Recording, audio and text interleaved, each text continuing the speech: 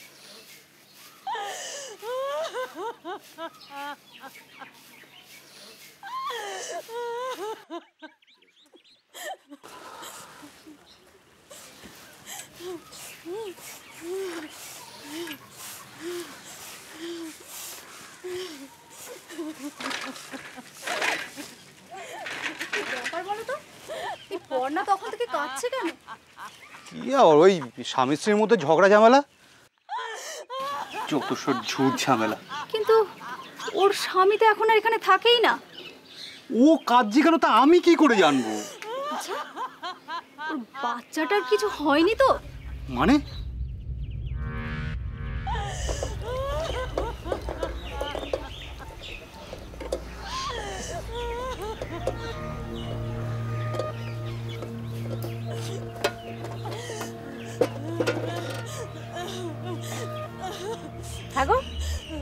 এই পর্ণাদের বাড়ির ওদিক থেকে একটা কান্নার আওয়াজ ভেসে আসছে না? কিছু কি হলো না কি বলো তো? কি আর হবে, দেখো কি গিয়ে ঝগড়া হচ্ছে। ওদের তো দিন রাত ঝগড়া লেগেই থাকে। না না, ঝগড়া হলে এরকম করে কাঁদবে কেন বলো? কিন্তু কোনো আপদ বিপদ হলো না তো? আরে বাবা, কোনো বিপদ হলে নিশ্চয়ই খবর দিত। খবর দিত? চলো না গো, একবার গিয়ে দেখেই আসি। আমার না ভালো ঠেকছে না। ঠিক আছে, বলছে যখন চলো। চলো এসো এসো। ওখান থেকে আসছে তো। দেখছি। ঠিক আছে চলো না, দেখছি। যাচ্ছি, গিয়ে দেখি না। কিছু বুঝতেই পারছি না। কান্নাকাটি হচ্ছে সেটা আমরাও দেখলাম, বুঝলাম কান্নাকাটি হচ্ছে। হ্যাঁ, বুঝতেই তো পারছি না কি হচ্ছে। কিছু বুঝে যাচ্ছে না, তুমি তো বুঝতে পারছি না কিছু। দাঁতন করতে করতে তাই তো। কি ব্যাপার বলো তো, কখন দিয়ে মেয়েটা এইভাবে কেঁদেই যাচ্ছে? আরে হ্যাঁ, আমিও তো কিছু বুঝতেই পারছি না। আমি তো বাসন মাজতে মাজতে চলে এলাম। ওর বাচ্চাটার কিছু হয়নি তো? আরে এভাবে এখানে দাঁড়িয়ে না থেকে চলো না, সবাই মিলে গিয়ে দেখি ঘরের মধ্যে। ভেতরে যাবে? চলো চলো চলো চলো চলো চলো চলো চলো চলো দেখি ঘরের মধ্যে। ই মা, এ কি পড়ে রয়েছে? হ্যাঁ তাই তো। সামনে আবার কেরোসিনের বোতল। ই মা, হ্যাঁ তাই তো। পর্ণা, পর্ণা, এই মনে হয় কেরোসিন তেল খেয়েছে। হ্যাঁ হ্যাঁ, অচেতন হয়ে গেছে। এই বাচ্চাটা কেউ খাইছে নাকি? এই দেখো দেখো, বাচ্চাটাকে কিভাবে মুড়িয়ে রেখেছে। এই শোনো, আমার মনে হয় এদের দুজনকে এখনই হাসপাতালে নিয়ে যাওয়ার দরকার। কি বলো তোমরা? হ্যাঁ ঠিক। তাহলে এক কাজ করো, সবাই মিলে একটু ধরাধরি করে ওইদিকে ধরো, ওইদিকে ধরো, ওইদিকে ধরো।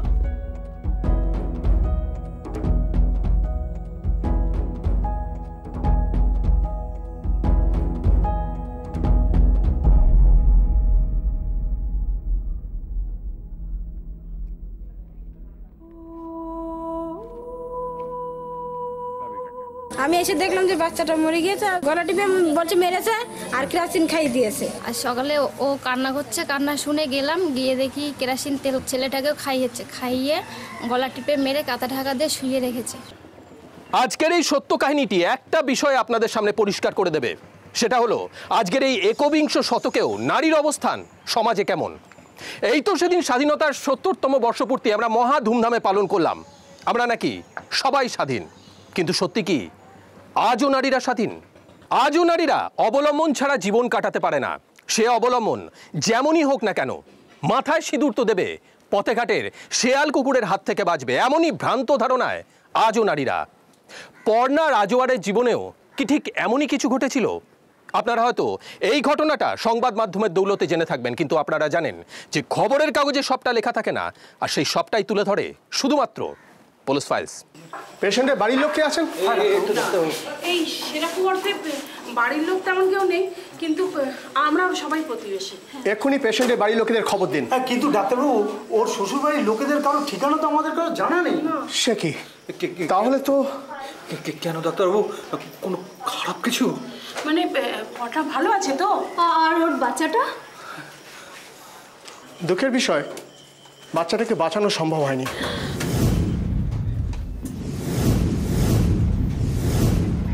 বাচ্চাটাকে এখানে নিয়ে আসার আগেই বাচ্চাটা মারা গেছে, আর ওর মায়ের অবস্থা খুব আশঙ্কাজনক। ওনার পেটের ভেতর থেকে কেরোসিন তেল পাওয়া গেছে। হ্যাঁ, আমার অনুমান উনি কেরোসিন তেল খেয়েই আত্মহত্যা করার চেষ্টা করেছিলেন। আত্মহত্যা? কিন্তু ডাক্তারবাবু, ও কেন আত্মহত্যা করবে? সেটা আমি কি করে বলবো? আপনারা পুলিশের সঙ্গে কথা বলুন।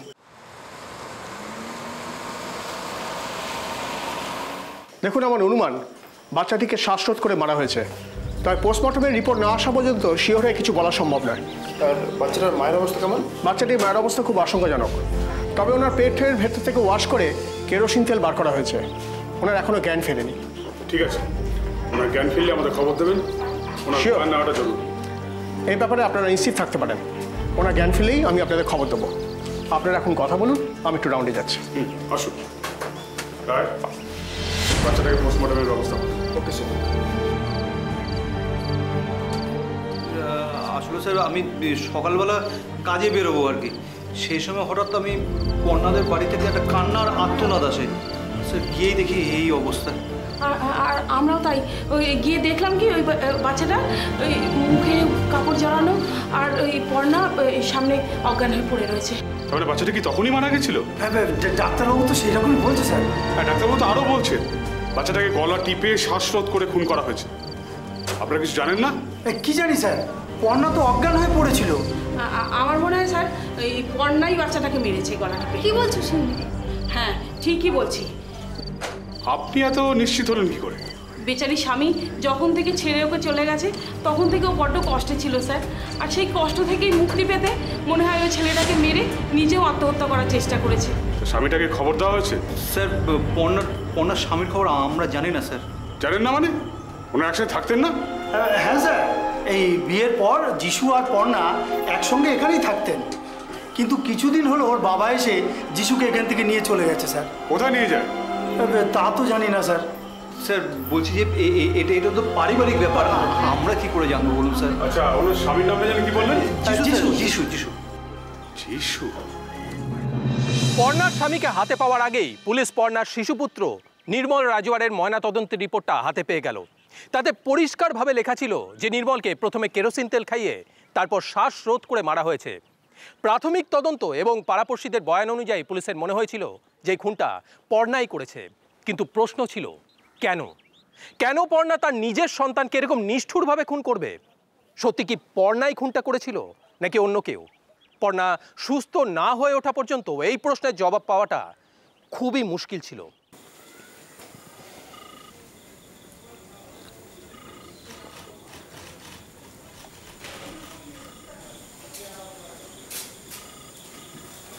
স্যার, বাচ্চাটার বিএম রিপোর্ট। ও, এসে গেছে? হ্যাঁ স্যার।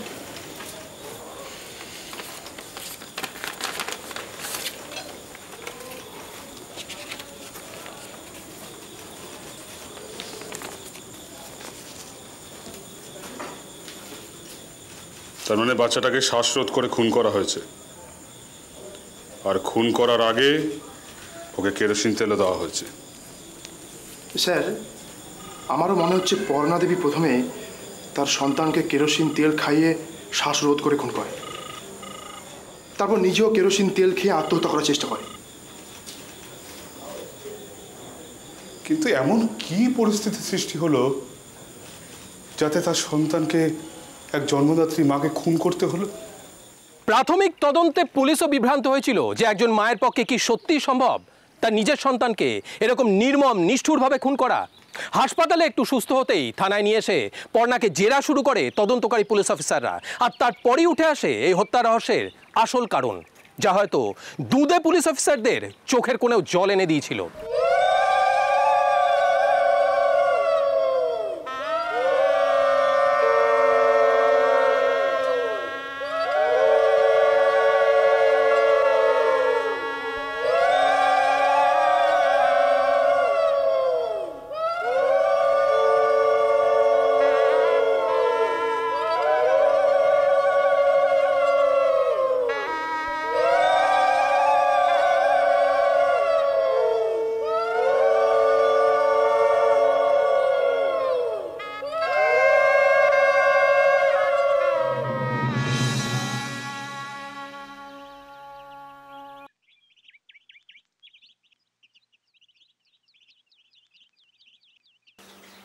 পর্ণা, পর্ণা,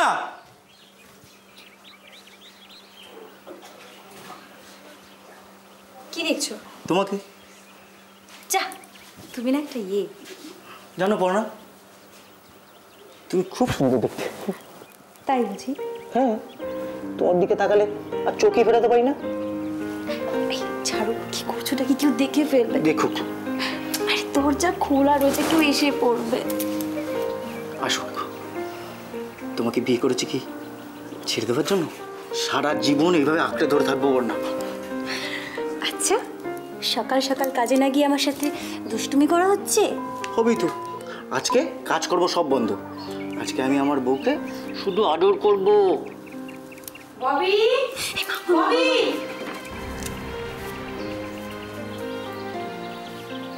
এ কি, তুই এখনো তৈরি হসনি? কটা বাজে খেয়াল আছে? কাজে যাবি না? হ্যাঁ, আমার যাচ্ছি।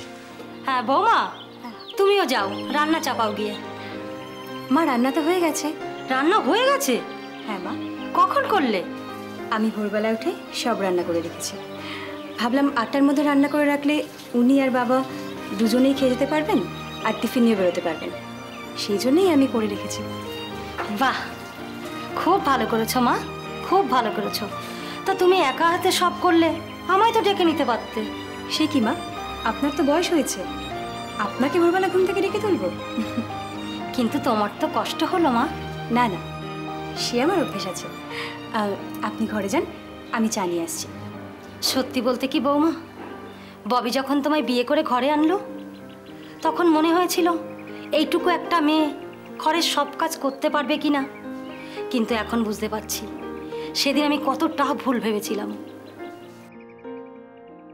বেঁচে থাকো মা, বেঁচে থাকো, সুখে শান্তিতে থাকো। সংসার সুখের হয় রমণীর গুণে।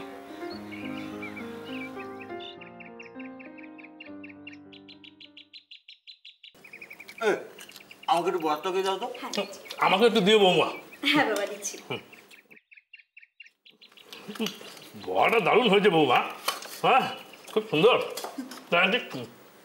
কিসের বড়া বৌমা? কিসের বড়া সে তো বলা যাবে না বাবা। কেন বলা যাবে না? কেন বললে হয়তো আপনি খাবেনই না। খাবো না কেন? আরে বাবা, এত ভালো বড়া হয়েছে, আরে দেখো না, এই দিয়ে আমি সব ভাত খেয়ে নেবো। তাহলে বলি? হ্যাঁ হ্যাঁ, বলে দাও বৌমা, বলে দাও। এটা সয়াবিনের বড়া। সয়াবিন? কিন্তু আমি তো সয়াবিন খাই না বৌমা। জানি বাবা, আপনি সয়াবিন খান না, মা আমাকে সেটা আগেই বলেছেন। আসলে আপনার ছেলে সয়াবিন খেতে খুব ভালোবাসে তো, তাই ভাবলাম এমনভাবে রান্না করব যে আপনিও খাবেন। কি বৌমার হাতে সয়াবিন রান্না তো খেয়ে নিলে, আর আমি রান্না করলেই খেতে চাও না? হ্যাঁ, তুমিও বৌমার মতন সুন্দর করে রান্না করো, তাহলে আমি খেয়ে নেবো। ও, আমি তাহলে খারাপ রান্না করি, তাই তো? যাই বলো না কেন, বৌমা কিন্তু তোমার থেকে ভালোই রান্না করে। মোটেই না বাবা, আমি কিন্তু বেশিরভাগ রান্না মায়ের থেকেই শিখেছি। কি শুনেছে তো এবার? শুনেছি, কিন্তু বৌমা তোমার থেকে ভালোই রান্না করে এটা আমি বলবো, ব্যাস। হ্যাঁ, দেখেছো বৌমা, দেখেছো? মা, বাবা তোমাকে শুধু শুধু রাগাচ্ছে। বাবা, আপনাকে আরেকটু দিই? দাও দাও দাও না, বেশ ভালো হ্যাঁ হয়েছে। হ্যাঁ তাই দাও, তোমার বাবাকে সবটুকুই বরাদ্দ তরকারি দিয়ে দাও।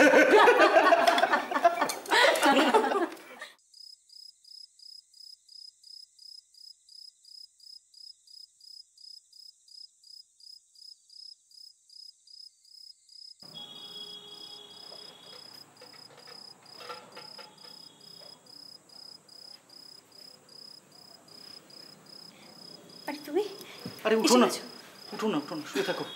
আরে আমার কিচ্ছু হয়নি। কিচ্ছু হয়নি বললে তো হবে না, মা আমাকে ফোন করে সব বলেছে তুমি কলতলায় পড়ে গেছিলে।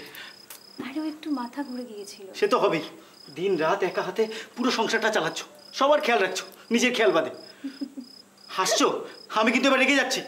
আচ্ছা আচ্ছা, তোমার কিছু যদি হয়ে যায় আমার কি হবে সেটা ভেবে দেখেছো? সব বুঝি। সব বুঝি, সব বুঝেও তো। কি রে, বৌমাকে এত বকছিস কেন? আরে বাবা, এরকম সময় তো এমন একটু আধটু হয়। এরকম সময় মানে? কি গো বৌমা, তুমি ওকে কিছু বলনি? কি বলনি? আরে বাবা, তুই তো বাবা হতে চলেছিস রে। সত্যি?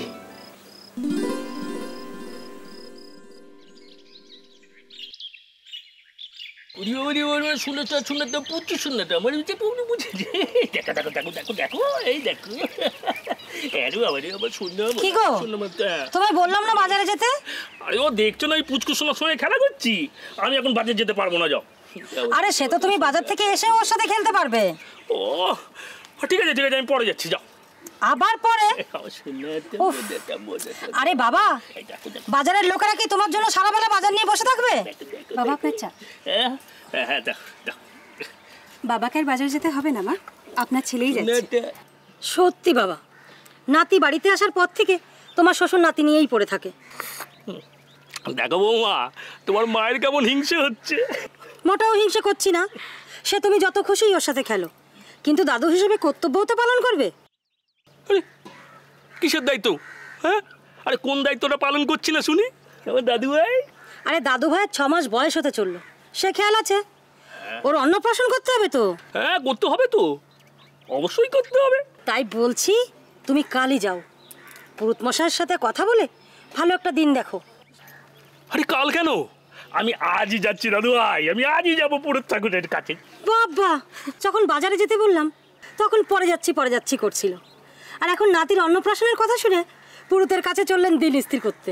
আরে বাবা, দাদু ভাইয়ের অন্নপ্রাশন বলে কথা না, দেরি করলে চলবে? হ্যাঁ, কথায় আছে না, আসলের থেকে সুদ বেশি মিষ্টি। দেখে দিও আমার দাদু ভাইয়ের অন্নপ্রাশন আমি খুব ধুমধামের সঙ্গেই করবো, তাই না দাদু ভাই? না বাবা, বলছি যে বেশি ধুমধামের প্রয়োজন নেই, এমনিতেই হওয়ার সময় হাসপাতালে অনেক টাকা খরচা হয়ে গেছে। তাতে কি হয়েছে বৌমা? হ্যাঁ, তাই বলে আমার দাদু ভাইয়ের অন্নপ্রাশনে আমি গাফিলতি করবো? না না, ঠিক বলেছো বাবা, অনেককে নিমন্ত্রণ করতে হবে। কিন্তু তুমি আর কোনো কথা বলো না বৌমা, তোমার বাবা যখন দিন ঠিক করে ফেলেছে তখন আর অন্যতা হওয়ার জন্য নেই। আর তাছাড়া ও আমাদের একমাত্র বংশপ্রদীপ, ওর মুখে ভাত তো ধুমধাম করেই হবে। বৌমা, তুমি কিন্তু ওই টাকা পয়সার কথা নিয়ে চিন্তা করো না, দাদু ভাইয়ের জন্য না আমি আগে থেকেই সব জোগাড় করে রেখেছি। দাদু ভাই, হ্যাঁ, বাবার সাথে আমিও কিছু টাকা দিয়ে দেবো, তুমি তো চিন্তা করো না তো। মা আমি আসি। হ্যাঁ বৌমা, চলো আমরা রান্নাঘরে যাই, চলো। আমি শুনে তো, দাদু ভাই তুমি ভাত খাবে তো? দেখো দেখো দেখো কেমন হাসছে, দেখো দেখো, শুনে তো বাবু বাবা এই দেখো দেখো দেখো দেখো দেখো। যাক বাবা, অন্নপ্রাশনটা ভালোই ভালোই মিটলো।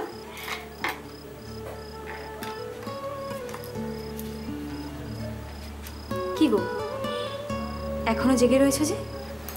ঘুম আসছে না গো। কেন, কাল কাজে যেতে হবে না বুঝি? জানো পড়না, আজ আমার খুব আনন্দের দিন।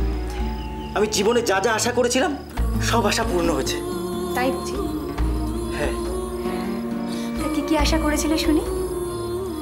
আমি আশা করেছিলাম একটা ফুটফুটে বউ, যে আমার সংসারটাকে নিজের করে গড়ে তুলবে, আমার বাবা মাকে ভালোবাসবে, আর একটা মিষ্টি সন্তান দেবে।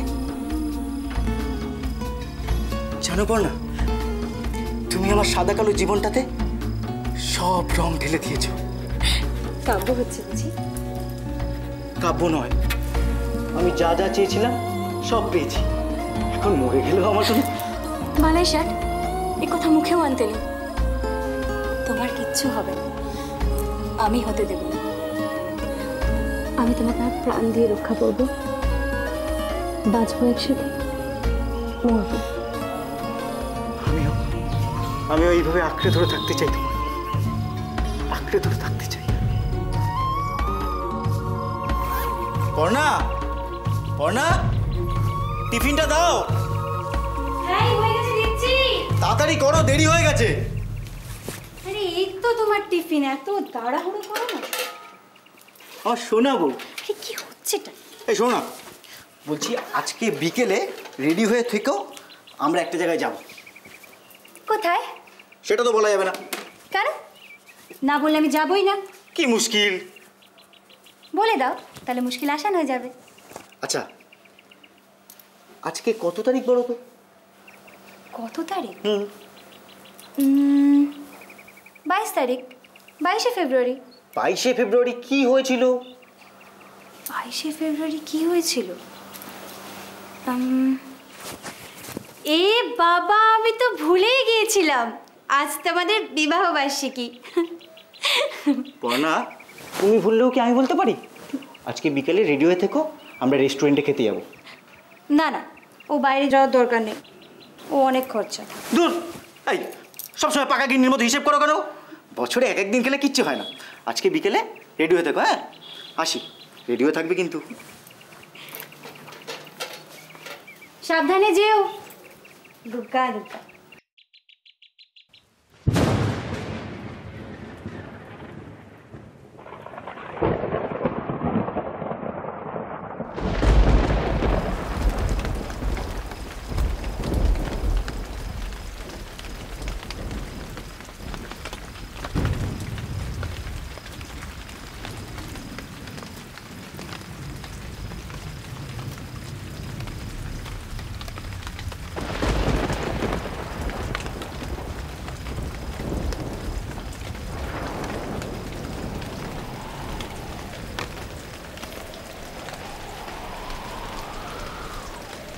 রাত 9টা বাজে, এখনো এলো না।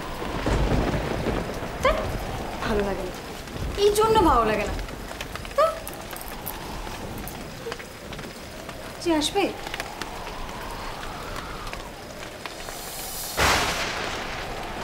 বৌদি, বৌদি, কি হয়েছে সাগর? শীঘ্রই বড় রাস্তায় চলো। কেন? কি? আর চলো না, গেলেই জানতে পারবে কি হয়েছে। কি হয়েছে বলবি তো? দাদা, কি হয়েছে দাদা? দাদা কারেন্ট শক লেগেছে। ওই যে বড় রাস্তাটা আছে, ওখানে কারেন্টের তার পড়েছিল। হঠাৎ দাদা আসার সময় রাস্তা হয়তো খেয়াল করেনি, তো ওখানে পায়ে বেঁধে তারটা লেগে। তারপর তারপর কি হলো? স্বামী সন্তান নিয়ে সুখের ঘর করা আমার আর হলো না।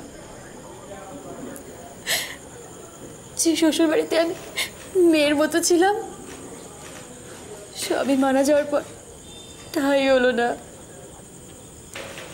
হারিয়ে দিল আমার 1 বছরের বাবুকে নিয়ে। আমার বেরিয়ে আসতে হলো।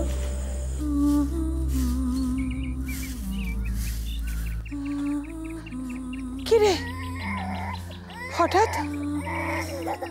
আয়, চল চল ঘরে চল, ঘরে গিয়ে কথা বলবো। আয় আয় আয়, আমার সঙ্গে আয়। চল বাবু চল। এই তো এই তো এই তো এই তো শোনা, এই তো শোনা, কাঁদে না কাঁদে না কাঁদে না শোনা, কাঁদে না। এই তো এই তো। স্বামীর মৃত্যুর পর শ্বশুর বাড়ি থেকে বিতাড়িত পর্ণা তার শিশুপুত্রকে নিয়ে তার মায়ের কাছে ফিরে আসে। অত্যন্ত অল্প বয়সেই বিধবা পর্ণা ভাগ্যের এরকম চরম বিপর্যয়ের মধ্যেও নিজেকে অবিচল রেখেছিল, সহজে ভেঙে পড়েনি। লড়াই চালিয়ে গেছে তার সন্তানকে মানুষ করার জন্য। কয়েকটি বাড়িতে পরিচারিকার কাজ নিয়ে সে শুরু করে তার নতুন জীবন যুদ্ধ।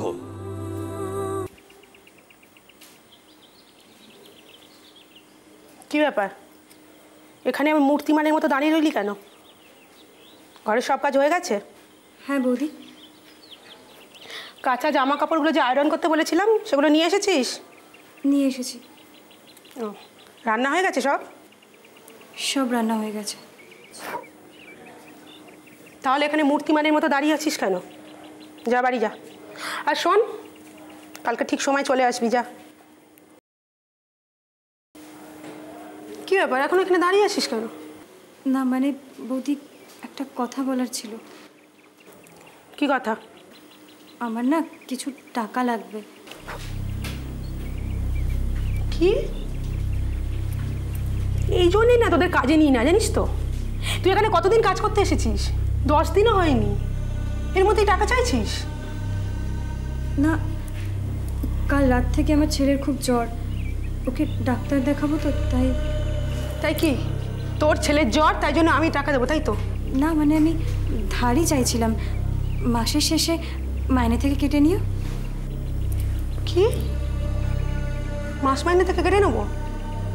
আরে তুই নিজেই আমার ঘরে 1 মাস ধরে থাকবি, তবেই তো তোকে মাস মাইনে থেকে কাটবো। তুই নিজে টিকবি 1 মাস?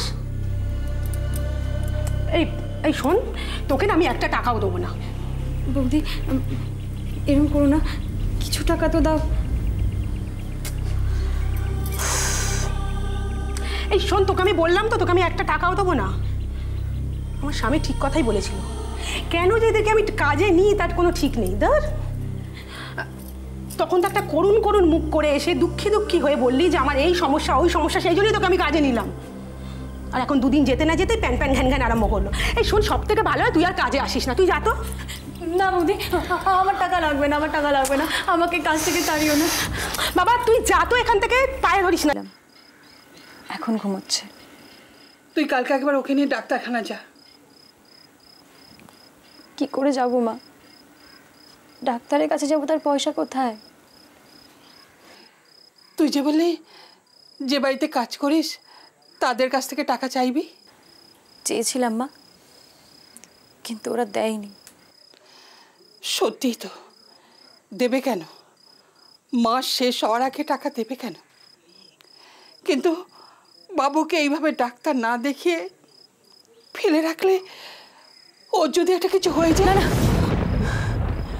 আমার বাবুর কিচ্ছু হবে না, কিচ্ছু হবে না।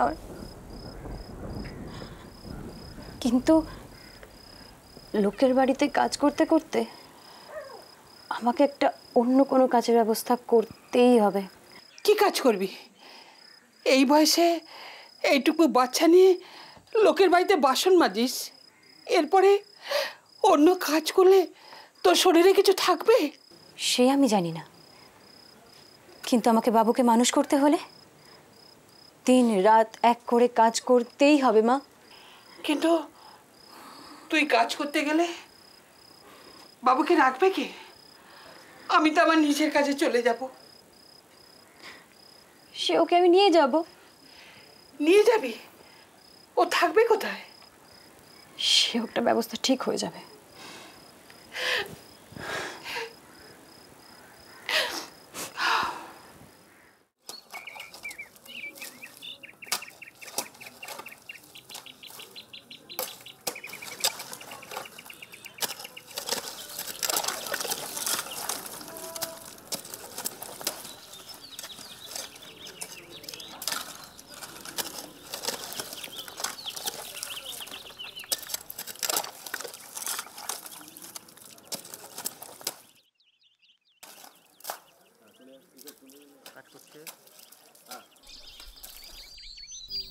হয়েছে তার জন্য তুমি দোষী নও। তাহলে শুধু শুধু কেন তোমার নিজের জীবনটাকে নষ্ট করবে বলো তো? কে বলেছে আমি আমার জীবন নষ্ট করছি? আমি আমার ছেলেকে নিয়ে সুখেই আছি। ঠিক আছে, ঠিক আছে, সুখে আছো, কিন্তু এটাও তো স্বীকার করবে যে তুমিও আমায় ভালোবাসো। আমি? না না, আমি তো আমাকে ভালোবাসি না। সত্যি? হ্যাঁ সত্যি। আমার চোখের দিকে তাকিয়ে বলো তো। না না। তার মানে তুমিও আমায় ভালোবাসো? তাহলে আমাদের বিয়ে করতে আপত্তি কিসে? ববিকে আমি খুব ভালোবাসতাম, ববিও আমাকে খুব ভালোবাসত। খুব সুখেই আমরা সংসার করছিলাম। ও যখন আমায় ছেড়ে চলে যায় তখন বাবুর বয়স 1 বছর। ও চলে যাওয়ার সময় যা কষ্ট আমি পেয়েছি সেই কষ্ট আমি ফিরে পেতে চাই না। না না, তোমায় আমি কষ্ট পেতে দেবো না। তোমায় আমি খুব সুখে রাখবো। কিন্তু বাবু, আমি চোখে ছাড়া থাকতে পারবো না। তুমি কি পারবে আমার সাথে ওকে অপন করে নিতে? কেন, ও তোমার মার কাছে থাকবে? আমি জানতাম তুমি এই কথাই বলবে, কিন্তু আমি আমার সন্তানকে ছেড়ে থাকতে পারবো না।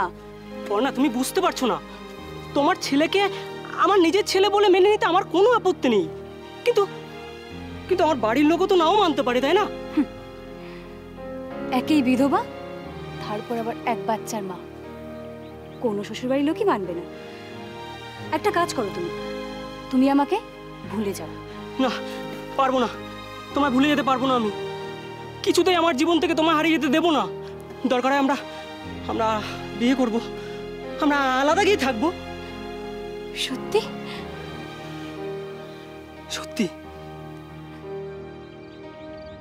একটা কথা বলি পরিষ্কার ভাবে, তুমি তোমার ছেলে একটা ব্যবস্থা করো এবার। তা কি ব্যবস্থা করব? আর ওকে শুধু আমার একার সন্তান? তোমার একারই তো ছেলে, ওর শরীরে তো আমার কোনো রক্ত বইছে না। তুমি এই কথা বলছো, আর তুমিই যে বলেছিলে ওকে সন্তানের মর্যাদা দেবে। সে কথা তো আমি এখনো বলি, ওকে আমি আমার সন্তানের মর্যাদা দেবো, কিন্তু একসাথে আমি রাখবো না। আরে ওকে ওর দিদিমার কাছে পাঠিয়ে দাও, দরকার হয় মাসে মাসে খরচ পাঠাবো আমি। খরচা পাঠিয়ে দেবে?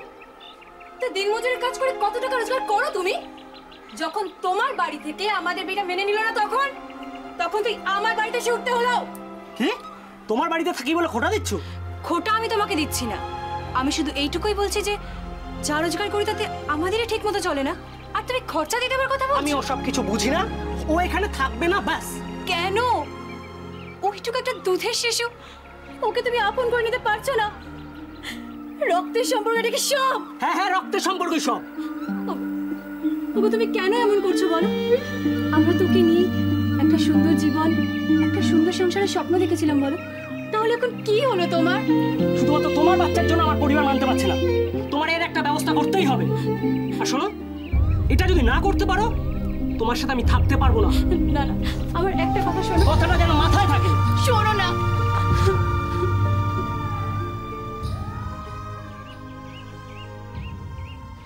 এই চল চল, বাড়ি ফিরে চল, এখানে আর থাকতে হবে না, চল বলছি।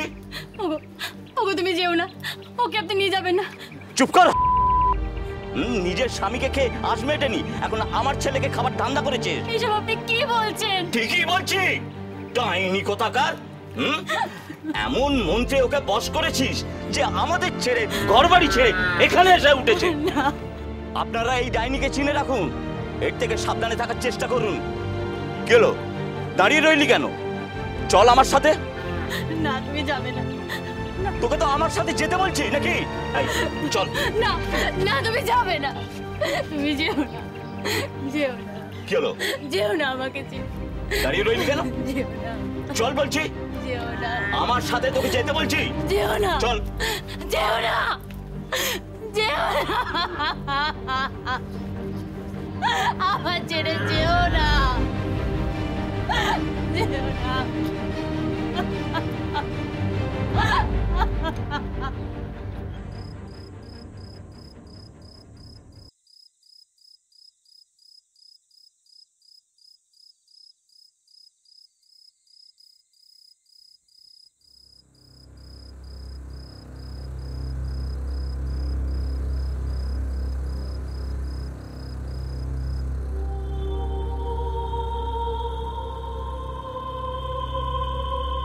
তোমাকে বিয়ে করেছি কি ছেড়ে দেওয়ার জন্য? সারা জীবন এইভাবে আঁকড়ে ধরে থাকবো না। আমি যা যা চেয়েছিলাম সব পেয়েছি, এখন মরে গেলেও আমার জন্য বালাই ষাট, তোমার কিচ্ছু হবে না, আমি হতে দেব না। আমি তোমাকে আর প্রাণ দিয়ে রক্ষা করব, বাঁচবো একসাথে, মরবো। আমিও এইভাবে আঁকড়ে ধরে থাকতে চাই, তোমার আঁকড়ে ধরে থাকতে চাই।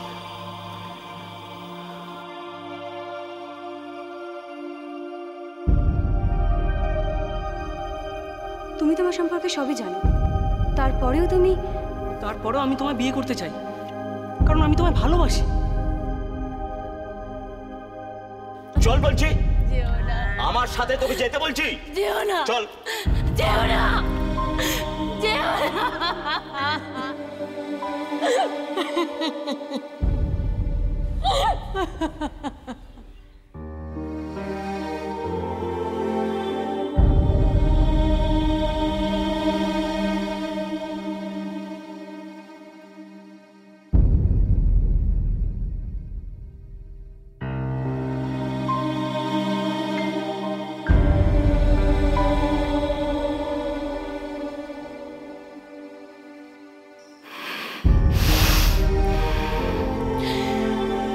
আমাদের বেঁচে থাকার কোনো অধিকার নেই।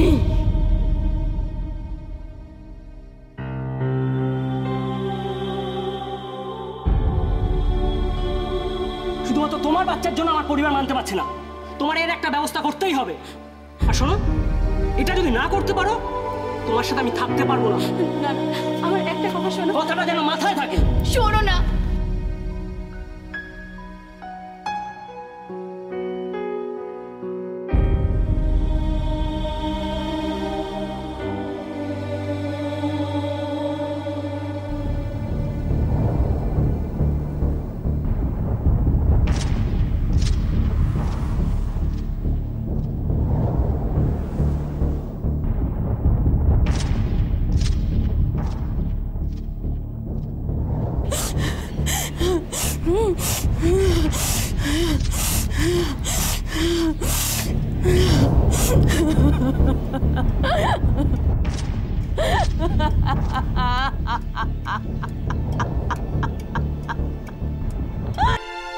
আগে ওর বিয়ে হয়েছিল, স্বামীটা মারা গেছে। মারা যাওয়ার পর ও আর একটা স্বামী নিয়ে এখানে চলে এসেছে। 2 মাস ছিল, থাকার পর 3 দিন হচ্ছে ওর ছেলেটা চলে গেছে। একেই প্রথম স্বামী মারা যাবার পর খুব অল্প বয়সেই অনেক কষ্ট দেখেছিল পর্ণা। তাই সে কোনোভাবেই তার দ্বিতীয় স্বামী যিশুকে হারাতে চায়নি। শুধু যে প্রেম বা শারীরিক চাহিদা তা নয়, একটা নিরাপত্তা, একজন পুরুষের থাকা বা না থাকার যে অনুভূতি সে সেটা তীব্রভাবে অনুভব করেছিল। তাই সে কোনোভাবেই তার দ্বিতীয় স্বামী যিশুকে ছেড়ে থাকার কথা ভাবতেও পারেনি। এদিকে দিন 3 আগে যিশুর বাবা এসে তাকে বাড়িতে ফিরিয়ে নিয়ে যায়, আর তাতেই মানসিকভাবে ভেঙে পড়ে পর্ণা। সে ভেবে নেয় যে আবার তার সংসার ভেঙে গেল।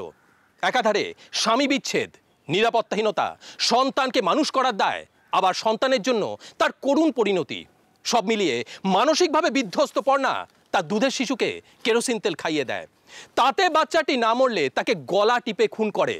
তারপর মৃত নিস্তেজ সন্তানকে পড়ে থাকতে দেখে তার মনে ধিক্কার জন্মায়। সে ফুঁপিয়ে কেঁদে ওঠে এবং নিজেও মরার জন্য কেরোসিন তেল খেয়ে নেয়। এই ঘটনায় একটাই প্রশ্ন উঠে আসে, যদি সম্পূর্ণভাবে তার সবটুকু অতীতসহ দায়িত্ব না নেওয়া যায় তাহলে কেন সংসার পাতা? যিশুকে তো পর্ণা সাবধান করেই ছিল। তাহলে তাৎক্ষণিক মোহে পড়ে যিশু যা করলো সেই অপরাধের বিচার কে করবে?